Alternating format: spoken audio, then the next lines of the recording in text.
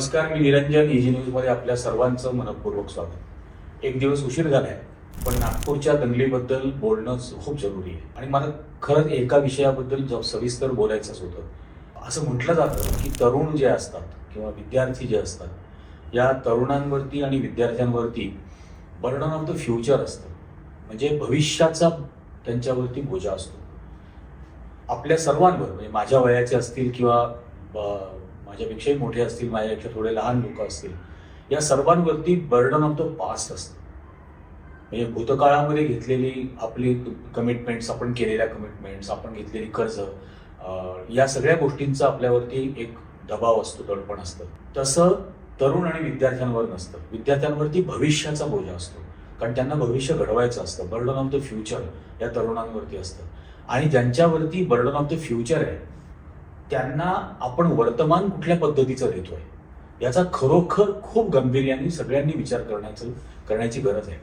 हा देश आपण बघतो गेली काही दशकं, म्हणजे 80च्या दशकापासून याची सुरुवात झाली. खरं तर पहिल्यांदा बाबरच्या नावाने या देशामध्ये द्वेष पसरवायला सुरुवात झाली आणि बाबरच्या निमित्ताने मुसलमानांच्या विरोधामध्ये द्वेष पसरवायचा. आता झालं ते, बाबरी मशीद पाडून झाली. ती मशीद पाडून झाल्यानंतर 30 वर्षांनी तिथं राम मंदिर पण बनलं, सगळं झालं. महाराष्ट्रामधल्या विधानसभा निवडणुका होत्या, आधी लोकसभा झाल्यानंतर विधानसभा निवडणुकांमध्ये पुन्हा धार्मिक पोलरायझेशन करण्याचा प्रयत्न झाला. बटेंगे तो कटेंगे वगैरे वगैरे काय काय काय काय घाणेरडा सगळा तो प्रचार झाला. निवडणुका झाल्या, सत्ता मिळाली, बहुमतामध्ये आले आणि निर्विवाद बहुमताच्या पुढे आज भारतीय जनता पक्ष आणि त्याची मित्र पक्ष आहेत. 40-45 विरोधी पक्षाचे आमदार आहेत. आता ही सत्ता, हे राज्यकारभार हा नीट चालवावा, या देशातल्या, या राज्यातल्या नागरिकांचं जास्तीत जास्त हित कसं करता येईल याकडे लक्ष द्यावं, असं असायला हवं खरं. पण हे न करता मंत्र्यांपासून मुख्यमंत्र्यांपर्यंत बेशरमपणाने असं बोलतात की ती औरंगजेबाची कबर महाराष्ट्रामध्ये असण्याची काही गरजच नाही वगैरे. महाराष्ट्रामध्ये औरंगजेबाची कबर असणं हे गरजेचं आहे, कारण औरंगजेबाच्या जुलमी सत्तेच्या विरोधामध्ये महाराष्ट्र लढला. छत्रपती शिवाजी महाराज, छत्रपती संभाजी महाराज, राजाराम महाराज, ताराराणी हे सर्व औरंगजेबाच्या विरोधात लढले आणि या औरंगजेबाचा मृत्यू महाराष्ट्रात झाला. त्याची कबर महाराष्ट्रामध्ये बनली. ही महाराष्ट्राच्या शौर्याचा इतिहास, महाराष्ट्राच्या शौर्याच्या आणि बलिदानाच्या परंपरेचा इतिहास म्हणून ती कबर तिथं असणं अत्यंत जरुरी आहे. असं असताना औरंगजेबाची कबर महाराष्ट्रामध्ये असण्याचं काही कारण नाही, असं बेशरमपणाने महाराष्ट्राचा मुख्यमंत्री बोलतो. आणि इतकं जर वाटत असेल नको असावे, औरंगजेब हा मुसलमानांचा देव नाही, अजिबात नाही. कोणीही औरंगजेबाची पूजा करत नाही, एकही मुसलमान औरंगजेबाची पूजा करत नाही. त्यामुळे औरंगजेब हा काही देव नाहीये मुस्लिम समाजाचा. आता प्रश्न इथं उरतो की केंद्रामध्ये भारतीय जनता पक्षाचं सरकार आहे. आर्किओलॉजी डिपार्टमेंटच्या अंतर्गत एक आर्किओलॉजिकल साईट म्हणून औरंगजेबाची कबर त्याच्यामध्ये येते. आणि मग औरंगजेबाची कबर जर नको असेल तुम्हाला, तर तुमच्या त्या नॉन बायोलॉजिकल प्राण्याला सांगा की ह्या औरंगजेबाची कबर आम्हाला महाराष्ट्रामध्ये नको आहे, त्यामुळे हे आर्किओलॉजी डिपार्टमेंटच्या लिस्टमधून ही काढून टाका आणि मग केंद्र सरकारने काढून टाकावी आणि तुम्ही ती हटवा. प्रश्न असा आहे, ती हटवल्यानंतर तिथं काय करणार तुम्ही, हा महत्वाचा भाग आहे. कारण सृजनशीलता, निर्मिती करण्यासाठी बुद्धी लागते, सृजनशीलतेसाठी बुद्धी लागते आणि त्याच्यामध्ये लोकांच्या हिताची गोष्ट लक्षात घ्यायची असते. औरंगजेबाची कबर तर अत्यंत साधी होती. आयुष्यभर त्यांनी त्याच्या टोप्या विणल्या आणि त्यांनी त्याच्या हाताने विणलेल्या टोप्यांच्या विक्रीच्या पैशामधून माझी कबर बांधावी असं त्याचं म्हणणं होतं. त्याच पद्धतीने ती बनली होती. ती कोणाला माहिती होती असं अशातलाही भाग नाही, कोणालाही माहिती नव्हती. लॉर्ड कर्झन या ब्रिटिश अधिकाऱ्यांनी ती शोधली आणि त्या ब्रिटिश अधिकाऱ्यांनी, हा भारताचा एक सम्राट होता, यांनी भारताच्या समृद्धीमध्ये प्रचंड मोठं योगदान दिलं.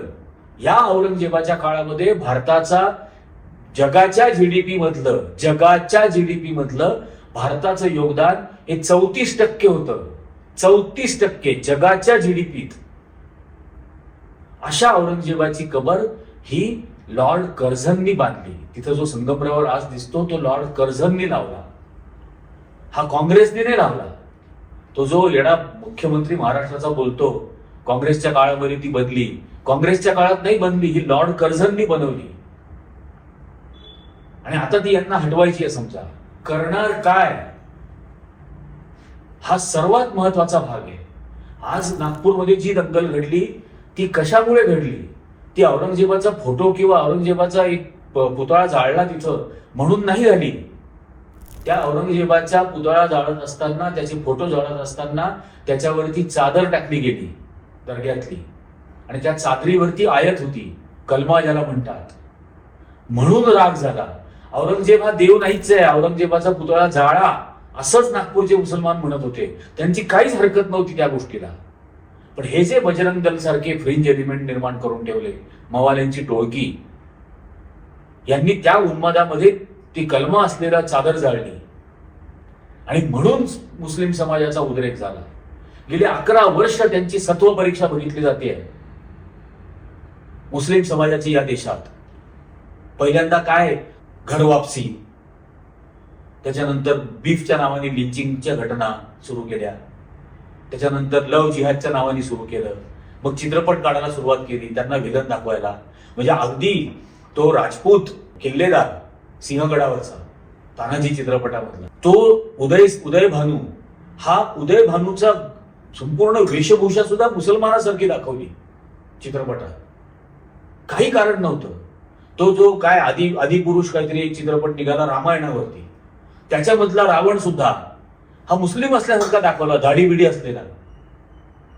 ब्राह्मण होता ना रावण, दशग्रंथी ब्राह्मण होता ना, पण मुसलमान असल्यासारखं त्याला दाखवलं गेलं. हे व्हिक्टिमाइज केलं जात आहे, हे जाणीवपूर्वक केलं जात आहे. आणि हे सगळं होत असताना सुद्धा ते ट्रिपल तलाक झालं. ट्रिपल तलाक हा सर्वोच्च न्यायालयाने ऑलरेडी बेकायदेशीर ठरवलेला होता. त्याला क्रिमिनलाइज करण्याची काही गरज नव्हती. नरेंद्र मोदींनी त्याला क्रिमिनलाइज केलं. म्हणजे एखाद्या पुरुषांनी समजा एखाद्या महिलेला ट्रिपल तलाक दिला तर तो बेकायदेशीर तर ठरेल, पण त्याला 3 वर्ष तुरुंगात जावं लागेल. आणि मग तिने कसं जगायचं? त्याच्याकडे काहीच लक्ष नाही. आणि म्हणे महिलांचं आम्ही कल्याण करायला निघालो, आणि स्वतः ती बायको वाऱ्यावर सोडून दिली आहे 40 वर्षापासून. तिला तर पोळगी पण देत नाही, तिला काहीच देत नाही. पण या गोष्टी लक्षातच घेतलं जात नाहीये की टार्गेट करण्यासाठी सतत बिंबवलं जात आहे. आणि कुठे काय बिंबवलं जात आहे? तो 1707 साली मेला. म्हणजे मला तर कधी कधी असं वाटतं त्या औरंगजेबाने कबरीतून बाहेर यावं आणि म्हणावं की बाबांनो 1707 साली मी मेलोय, आता जरा तुमच्या कामधंद्याचं बघा, माझं सोडा, तुमच्या कामधंद्याचं काय बाबांनो? हा विचार कधी करणार आहे या महाराष्ट्रातले तरुण? या पद्धतीने या गोष्टी होणार आहेत. आणि बाबर झालं, हे औरंगजेबाची कबर हटवली, समजा हटवून टाकली. पुढं काय? पुढं काय तुम्हाला या तरुणांना देण्यासाठी? असंच नवीन नवीन कोणतरी द्वेषासाठी एक काल्पनिक शत्रू शोधत राहायचा, भूतकाळात ढकलत राहायचं. वर्तमान त्यांना कधी जगायला देणार आहात? हे बर्डन ऑफ द फ्युचर आहे ना. आणि हा दिवटा सांगतो मी दिवसभर घटनांवरती नागपूरच्या लक्ष ठेवू नये. मग घडलीच कशी घटना? मध्य नागपूरमध्ये महल परिसरामध्ये जिथे नितीन गडकरीचं घर आहे त्या परिसरामध्ये ही घटना घडलीच कशी काय? जर गृहमंत्र्याचं लक्ष होतं दिवसभर, का गृहमंत्र्याचं लक्ष याकडे होतं की कसं मुस्लिम समाजाला उत्तेजित केलं जाईल, याकडे लक्ष ठेवून होते. आणि कशी दंगल घडेल हे हवं होतं. अरे कशा प्रकारचा गृहमंत्री आहे हा आणि कशा प्रकारचा मुख्यमंत्री आहे? कायदा आणि सुव्यवस्था टिकवायची याकडे लक्ष असायला हवं का बिघडेल कशी याकडे लक्ष असायला हवं. स्वतः बेछूट सारखी वक्तव्य करतात. तो नितेश राणे तो वाटेल ते बेछूटपणाने वक्तव्य करत राहतो. इतर मंत्री आणि इतर सगळे सटरफटर जे आहेत भाजपचे द्वेषमूलक किडे, हे सगळे द्वेष पसरवत राहतात. आणि इतका छत्रपती शिवाजी महाराजांबद्दल आणि त्यांच्या घराण्याबद्दल आदर आहे तुम्हाला, तर तुमचा प्रशांत कोरटकर, तो राहुल सोलापूरकर, हे जे वारंवार अपमान करतात, गलिच्छ भाषेमध्ये अपमान करतात, नुसता छत्रपती शिवाजी महाराजांचा नाही, जिजाऊंचा, जिजाऊंच्या चारित्र्यावरती शिंतोडे उडवण्याचा प्रयत्न करतात.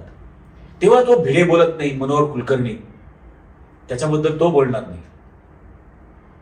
आणि त्याचे या कोरटकर आणि याच्याबद्दल मग मुख्यमंत्री म्हणणार तो चिल्लर आहे. आणि तो चिल्लर या दुनियाभरच्या IPS ऑफिसर बरोबरचे फोटो छापतो. त्या मर्सिडीज पासून ते जप्त केलेल्या रोल्स रॉईस बरोबर पर्यंतचे तो फोटो तो चिल्लर टाकत असतो. त्याच्याकडे महाराष्ट्राच्या गृहमंत्र्याचं लक्ष नाही. जप्त केलेली गाडी ही प्रशांत कोरटकरकडे येतेच कशी काय? मुख्यमंत्र्याच्या परमिशन शिवाय येते, गृहमंत्र्याच्या परमिशन शिवाय येते. मग हाही गुन्हेगार आहे का त्याच्यात? आणि हे सगळ्यावरचं लक्ष लोकांचं दुसरीकडे न्यायचं म्हणून ते औरंगजेब काढायचा. अरे आत्ताच्या महाराष्ट्रातल्या प्रश्नांचं काय करणार आहे? त्याकडे कधी बघणार आहे? या महाराष्ट्रामध्ये आज 9,30,000 कोटी रुपयाचं कर्ज झालेलं आहे महाराष्ट्रावरती. 9,30,000 कोटी. त्या अजित पवारनी परवाच्या अर्थसंकल्पामध्येच सांगितलं. 9,30,000 कोटी रुपये हे काय औरंगजेबाने केलेलं आहे का इतकं कर्ज? त्याच्या काळात सरप्लस इकॉनॉमी होती. तुम्ही 9,30,000 कोटीचं कर्ज केलेलं आहे. या एका वर्षामध्ये 2700 शेतकऱ्यांनी आत्महत्या केल्या आहेत. त्या आत्महत्या केलेल्या शेतकऱ्याच्या विधवेच्या डोळ्यात अश्रू पुसावेसं वाटत नाहीत? निर्लज्ज शासन काय? या तो विना अनुदानित शाळेमधला शिक्षक 18 वर्ष झाली विना त्या परमनंट होत नव्हता, अनुदान मिळत नव्हतं, पगार पूर्ण मिळत नव्हता, तो आत्महत्या करतो. पुरस्कार मिळालेला शेतकरी, याच शासनाने पुरस्कार दिलेला शेतकरी पाणी नाही त्याच्या शेताला येत म्हणून आत्महत्या करतो. या गोष्टींवरचं लक्ष तुमचं दुसरीकडे डायव्हर्ट करायचं. कुठे करायचं? औरंगजेबाकडे. त्याच्याने आजच्या मुलांचे प्रश्न सुटणार आहेत का? खरंच आजच्या मुलांनी खूप गंभीर होण्याची गरज आहे. त्या नागपूरमध्ये दंगल केलेल्या सर्वांना हात जोडून माझी विनंती आहे, बाबांनो, औरंगजेब स्वतः तुम्हाला म्हणेल की मी मेलो 1707 साली. थोडस तुमच्या कामधंद्याचं बघा. पुढं काय कराल रे? आई बापांनी लहानाचं मोठं करताना केवढ्या अपेक्षा ठेवल्या असतील तुमच्या सगळ्यांकडून की त्यांचा सांभाळ कराल, त्यांना त्यांचं पालन पोषण कराल म्हातारपणाच्या काळात, त्यांच्या उपचारांकडे लक्ष द्याल, त्यांच्या भावनांना जपाल. आणि हे काय करत फिरताय रस्त्यावर? हे हवंय का? यासाठी हा देश स्वतंत्र झाला का? हा जो सगळा स्वातंत्र्य आंदोलन झालं, हा जो भगतसिंगांचा फोटो पाठीमागे लावलाय मी, यांनी त्यासाठी 23व्या वर्षी फासावर गेले. आणि 23व्या वर्षी तुम्ही काय करताय बाबांनो? कधी शहाणे व्हा. मागच्याही एका भागात मी हे म्हटलं होतं की शिक्षण हा एकमेव तुमचा उद्धाराचा मार्ग आहे. त्या शिक्षणामधून मिळणारी तर्कशुद्ध बुद्धी, क्रिटिकल थिंकिंग. दगड मारायच्या आधी एवढाच विचार करा की हा दगड मारल्याने मला काय मिळणार आहे, माझं आयुष्य कसं घडणार आहे, माझ्या आई बापाला काय वाटणार आहे. उद्या मला जर अटक करून तुरुंगामध्ये टाकलं, मी सुद्धा तुरुंगात जायला तयार आहे, पण घरच्यांना अभिमान वाटेल असं काहीतरी करा ना. मनाला तयार आहे, पण मेल्यानंतर लोक म्हटली पाहिजे की अरे काय जगला हा माणूस. हे असं करायचंय तुम्हाला? या सगळ्या मूलभूत गोष्टींवरचं लक्ष उडवायचंय. 66,000 शाळा बंद केल्या रे बाबांनो या शासनाने. किती मुलं शिक्षणाविना राहणार आहेत? किती लाख मुलं? 50-100 मुलं तर असतील एका शाळेत. 66,000 शाळा बंद केल्या. 60 लाखापेक्षा जास्त मुलं आता शिक्षणाच्या बाहेर ढकलली शासनाने. तुम्ही कधी विचार करणार आहात या गोष्टींचा?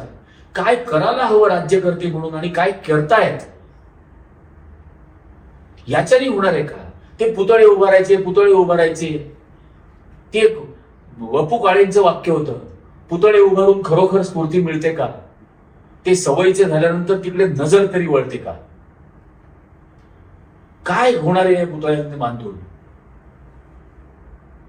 आणि हे अख्खं आयुष्य इतक्या घाण द्वेषाने मनामध्ये भरलेलं राहणार. सरकार नोकऱ्या निर्माण करत नाहीये, सरकार उद्योग आणत नाहीये, नवीन उद्योग उभे राहत नाहीये. असलेले उद्योग गुजरातला पळवून दिले जात आहेत. आणि देशभर हे द्वेषाचं वातावरण पसरवलं जात आहे. हे अंधारावर प्रेम करणारे द्वेषभक्त बैल आहेत हे भाजप आणि संघवाले. यांच्या मागे नका धावू. तुमची आयुष्य घडवा, तुम्ही अभ्यास करा, तुम्ही कामधंदा शोधा, अभिमानाने जगा, स्वकष्टाने जगा. हे काय आहे? दुसऱ्या कोणाला तरी दगड मारल्याने तुम्हाला काय मिळणार आहे? तुमचं आयुष्य कसं घडणार आहे? हे गुन्हेगार बनवतायत तुम्हाला, याचा तरी विचार करा. हे खरोखर कळकळीने सांगतोय मी. या पद्धतीने पिढ्या नाही घडत आणि शासनाची ही जबाबदारी आहे, 100% शासनाची जबाबदारी आहे की येणाऱ्या पिढ्या कशा घडतील. ते पंडित नेहरूंची एक आकडेवारी मध्यंतरी आली होती की ऍग्रिकल्चर शिकणारी काहीतरी 1200-1300 मुलं होती 15 ऑगस्ट 47ला. शेतीचं शिक्षण घेणारी ऍग्रिकल्चर कॉलेजेसमध्ये 1500-1300 होती. ती 10 वर्षामध्ये 19,000च्या पलीकडे नेली. इंजिनियर असलेली मुलं काही हजार होती, ती काही लाखापर्यंत नेली. इंजिनिअरिंग करणारे विद्यार्थी त्यांनी, आणि त्या इंजिनियर्सच्या मार्फत या देशामधली धरणं बांधली, या देशामध्ये रस्त्यांचं जाळं विणलं, या देशामध्ये रेल्वे मार्ग उभे केले, गोरगरिबासाठी रेल्वे सुरू केल्या प्रवासासाठी. आणि आपण काय करतोय? ती सुनीता विल्यम्स 9 महिने अंतराळामध्ये राहिल्यानंतर ती ज्या यानातून गेली होती ते बिघडलं, ते परत येऊ शकणार नव्हतं. दुसऱ्या एका यानाने जाऊन तिची रेस्क्यू केली. 9 महिन्यानंतर ती परत आली अंतराळातून. आज पहाटे 3 वाजता. जगाचं विज्ञान कुठं गेलंय आणि तुम्ही कुठे आहात? या भारताच्या बजेटमध्ये भारत सरकार शिक्षणावर किती खर्च करणार? 1,22,000 कोटी रुपये असं म्हणतात, प्रत्यक्षात करतच नाही. आणि एकटं तामिळनाडू शिक्षणावरती 55,000 कोटी रुपये खर्च करतं. आणि माझं शासन 2,000 कोटी रुपये नाही म्हणून 66,000 शाळा बंद करतं. महाराष्ट्र कुठे? तामिळनाडू कुठे? महाराष्ट्र कुठे आलात तुम्ही? कुठे होता महाराष्ट्र? ही परंपरा आहे का आपली? आपला राजा छत्रपती शिवाजी महाराजांचा मुलगा छत्रपती संभाजी महाराज हा इंग्रजी बोलणारा या देशातला पहिला राजा होता. इंग्रजी बोलू शकायचा. आणि आज तुम्ही काय करताय? खरंच गंभीरपणाने विचार करा. माझी खूप कळकळीची विनंती आहे. नका या द्वेषाच्या वाटेवर चालू, नका या हिंसेच्या वाटेवर चालू. काहीही होणार नाहीये तुमचं त्याच्याने. आई बाप रस्त्यावरती येतील, तुम्ही तुरुंगात जाल, काही काळ शासन वाचवेल, पण हा द्वेष एक दिवशी तुम्हालाच गिळून टाकेल, हे लक्षात घ्या. त्यामुळे कृपा करून या मार्गावर चालू नका. अगदी कळकळीची विनंती. माझी दर्शकांना सुद्धा सर्वांना विनंती आहे, कृपा करून हा व्हिडिओ लक्षावधी करोडो या महाराष्ट्रातल्या लोकांपर्यंत पोहोचवा. त्या आईबापांना जागा होऊ द्या. त्या आईबापांना त्यांच्या पोरांना विनंती करू द्या की तू जातोय दंगल करायला, गडकरींचा मुलगा आहे का रे दंगलीमध्ये? तू जातोय दंगल करायला. ती ऑडी चालवणारा बावनकुळेंचा पोरगा आहे का या दंगलीत दगड मारायला? फडणवीसांची मुलगी आहे का दगड मारायला? किंवा तलवार चालवायला निलेश राणे स्वतः येत आहेत का? हे प्रश्न आईबापांनी पोरांना विचारावेत. आणि पोरांनी हा विचार करावा की ते मला दगड मारायला लावतायत, स्वतःच्या पोरांना नाही पाठवत आहेत. हा कधीतरी गंभीरपणाने विचार करा. करोडो लोकांना जाग करणं गरजेचं आहे आपल्याला. हा महाराष्ट्र आणि हा देश, आपली माणसं वाचवायची आहे. सर्व आपली माणसं आहे. लाज वाटेल हिंदू धर्माची, असं नका वागू. आज ती वेळ आणून ठेवलेली आहे. खरोखर असं नका वागू. करोडो लोकांना हा व्हिडिओ पोहोचवा, करोडो लोकांना हा बघायला लावा. सर्वांना हे चॅनल सबस्क्राईबही करायला सांगा, लाईकही करा. तुम्हाला काय वाटतं हे नक्की खाली सांगा. अगदी पोटतिडकीने सांगतोय मी, हा वाचवायचा आहे महाराष्ट्र. आजच्या भागामध्ये इतकंच. धन्यवाद.